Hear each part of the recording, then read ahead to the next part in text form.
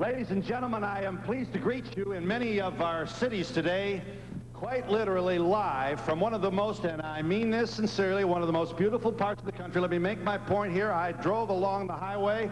Nobody's got better colors in the fall season than does this most beautiful part of my home state. And I want to say something else. At a time when this country appears to be falling apart, we've come to you to find out what might be your idea regarding what ails us. And we've also brought your congressman with us who happened to vote no against the first budget package and then came back and voted no again. Now, wait a minute. Hold it. I haven't even told them where we are.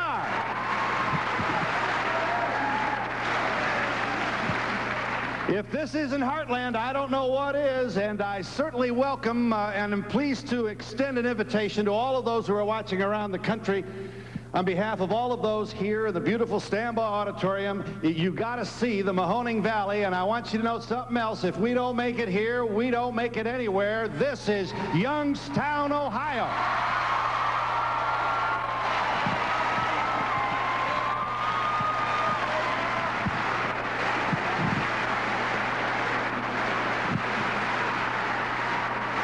Now, listen, we got problems here? Sure, and so do you out there watching on television. We got ideas here? Yes, just like you do, and we're going to exploit this hour here to find out what some of them are. Let me give you just a glimpse of what your congressman said from the well of the House in the middle of the night, late Thursday night, on the president's budget package. He was ready to shut the country down. Am I lying to you? Watch this. Shut it down. We're better off with a short-term shutdown of this government than putting into practice and law a budget that threatens our national security and the freedom of our people. Ladies and gentlemen, here he is, your Congressman James Traficant.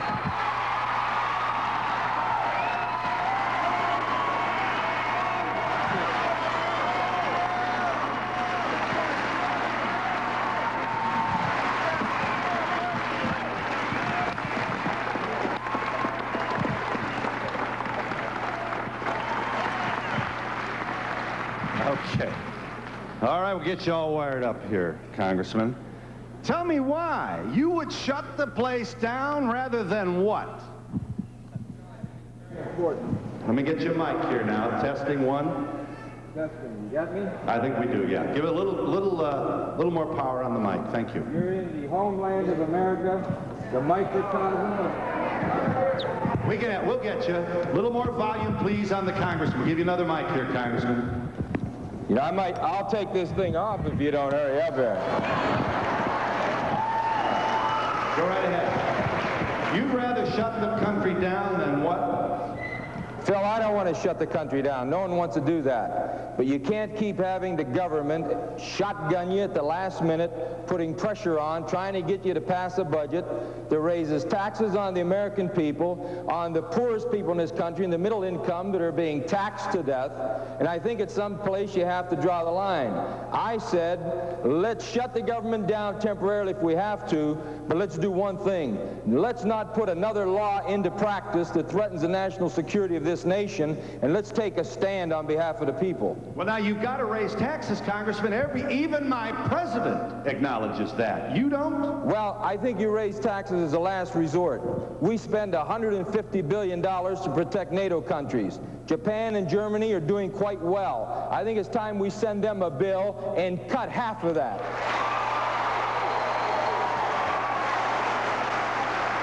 I think there's one other thing. I think there's one other thing that's very important, Phil. We ship $20 billion a year in foreign aid and billions more in international assistance. What about a little domestic aid for America? Let's cut 50% at least of that money. And let's put our accounts in order without raising taxes. And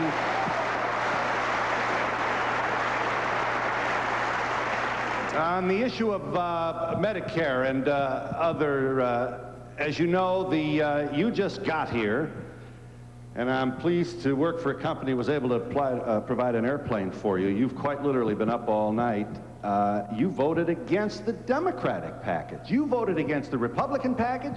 You voted against the Democratic package. You're right in there with all those conservative Republicans last night. How did you feel?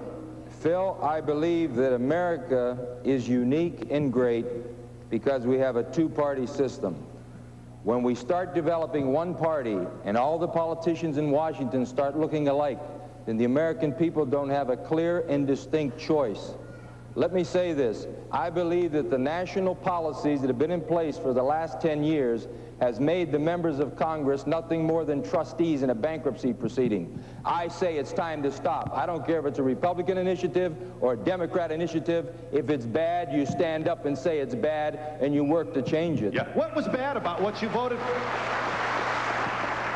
There's $134 billion in there in this new budget resolution. This one that this morning, early this morning. And after we're out from underneath the gun, the Ways and Means Committee is going to sit back and they're going to conjure up ways to tax the American people. Now, I'm an individual who doesn't look what people say. I watch what they do. And in the last 10 years, every time there have been taxes, the rich have gone off very much scot-free, but the working people have taken it on the chin. So I have no reason to believe they're not going to do the same thing this time. And I say one other thing. Yeah. I say one other thing. I think it's time that we stop that. And if you have to say no, you say no and hold your ground. Yes, sir. Morning. After 8 years of Ronald Reagan leading this country down the primrose path, and now George Bush going in the second year, when is the Democratic leadership going to get some backbone and say no? No to this military buildup. We're on a military wartime budget. Stop throwing money in this abyss called the Pentagon and everything the president wants. How do you feel about that, Congressman? Well, it's very simple. Ronald Reagan increased and, in fact, doubled defense spending. While he did that, he cut taxes. There's no free lunch. Now we've come to reconcile the fact that this didn't work. These policies didn't work. I believe if Ronald Reagan would have coupled those initiatives with an aggressive fair trade program, we may be in a lot better shape, but he didn't. He let these foreign nations rip our shores. Let me say one other thing to you. You brought up a good point, though. The Democrats, over the last 8 years, there were enough of them that voted with that president. The Democrats deserve a lot of the blame, too. I'm not here laying blame on George Bush or Ronald Reagan, but I am saying this, and I said it last night. It's time for the Democrat Party, who has a clear majority, to set an agenda for the American people and challenge these policies. And if they can't do that, they don't deserve the majority support they have. I got to get this in now, Congressman. I didn't look it up, I'm ashamed to tell you, but I'm going to bet you a Big Mac. Don't be betting, Phil. I'm betting you. You know, I'm still the sheriff around here, and there's quite a lot about that.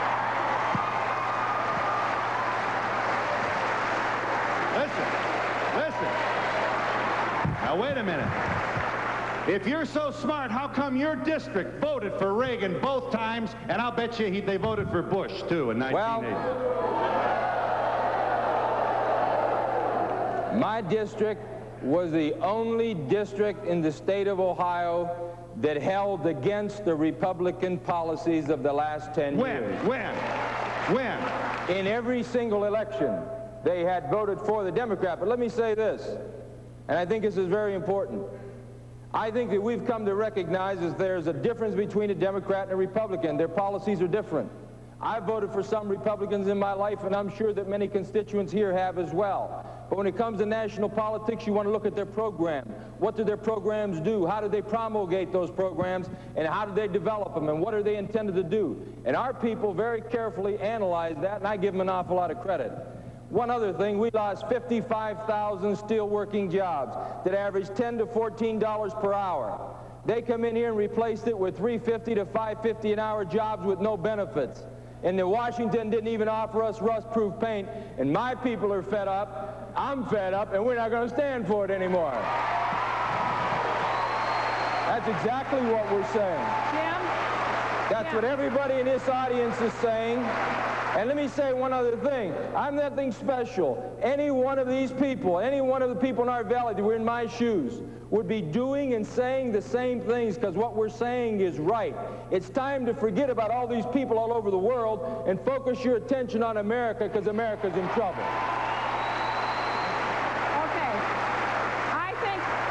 I think it's time also that the congressman, the president, and the whole bunch up there in Washington take a look at what's going on in this country and say it has to start here with us.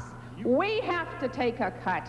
Everybody up there in Washington, none of you could come down to this town and work for the amount of money that you're making up there in Washington. And I think it's time you start at the top and take a pay raise there like everyone else in this valley and this area has done over the years. How do you feel about that, Sheriff?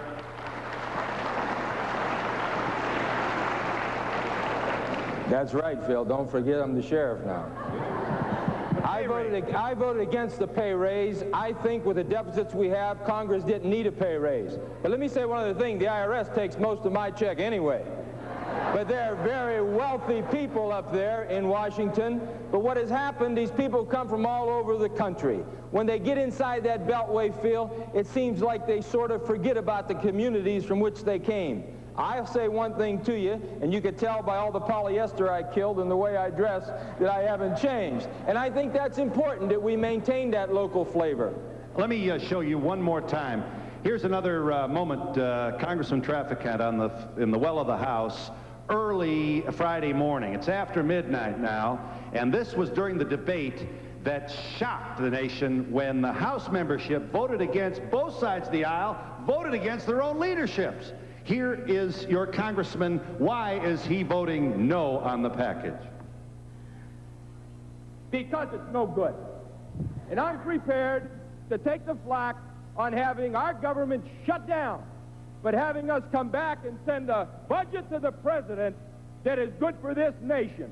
And I don't like the last-minute shotgun affair. If this thing cured cancer, I'd vote no on it, because I'm tired of bills I don't have the time to read, and my people have been taxed to death. They're taxed off.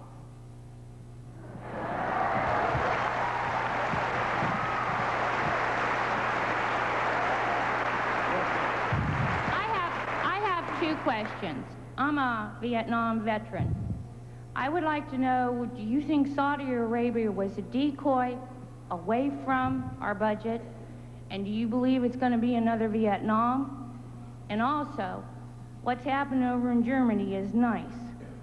But do you believe that this country is becoming socialized and becoming a socialized system with all the individual rights like smoking in public, different music we're not allowed to listen to anymore, we get arrested for, the TVs, and et cetera, et cetera? I believe that local, federal, state is now become involved in taking away our individual rights instead of going for the big stuff.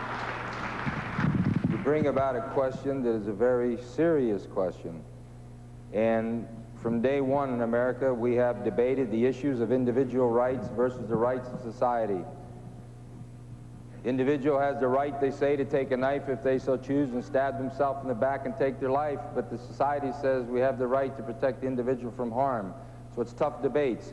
We fight to save those basic rights. But remember this, when it comes to rights, you can develop so many rights at times, it seems. For example, where murderers have all the rights in the world and victims' rights are printed on tombstones. So there's a fine balance in between. We protect those rights, though, and we constantly work to protect those rights. On Saudi Arabia, the Persian Gulf, we have a legitimate problem. But let me say this. We have now a $300 billion defense budget. The Iron Curtain has become a screen door. The Berlin Wall is a speed bump. It's not the same. Let's cut that back.